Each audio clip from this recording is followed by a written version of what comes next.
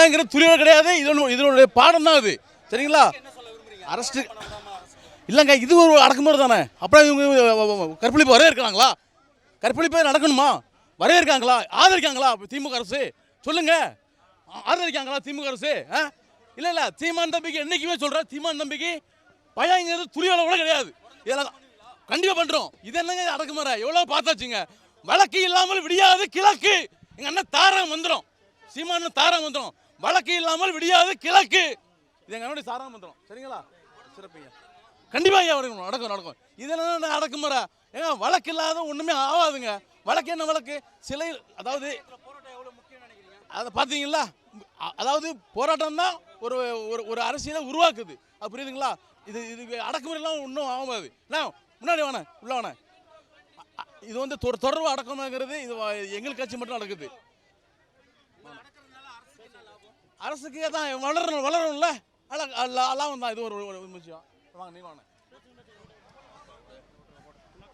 நடந்த மாணவிக்கு அந்த பாலியல் வன்கொடுமையை கண்டிச்சு நாம் தமிழர் கட்சி மகளிர் பாசறை சார்பாக நாங்கள் இங்கே பெரிய அளவில் ஆர்ப்பாட்டம் நடத்த முன்னிட்டோம்.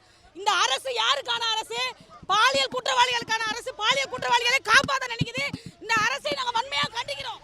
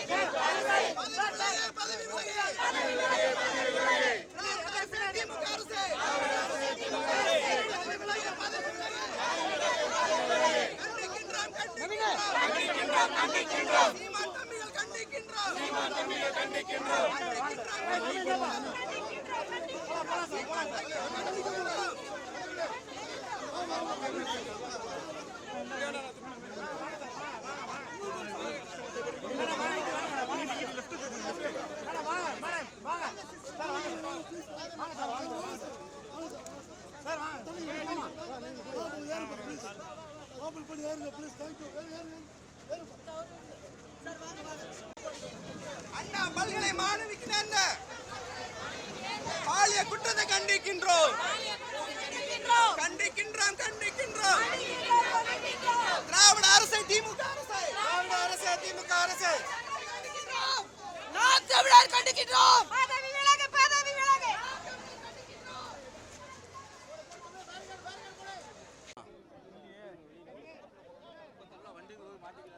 இல்லையோ வர பிளானாமா என்னன்னு கேளு. வராரல அப்படியே அரெஸ்டா? போலீஸ் தூக்கிட்டாங்க. அஜித் இப்படி வா, அந்த பக்கம் போயிடலாம். இங்கே வேணாம், வா அஜித் வா.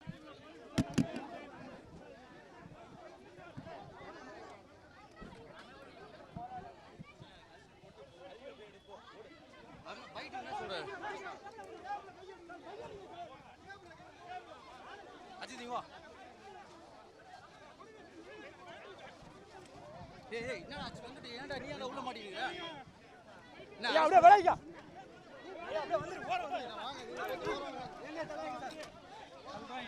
நீ வா, வண்டிக்கிட்டு வந்துரு. அவர் அப்படியே வண்டி தான் போட்டுருவாங்க.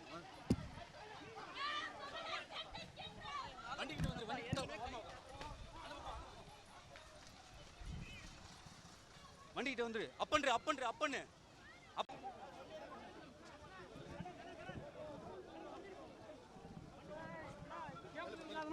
நான் பாத்துறேன்டா.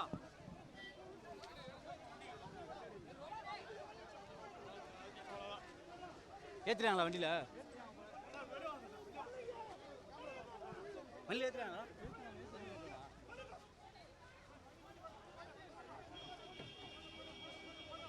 அந்த பக்கம் வா, பைக்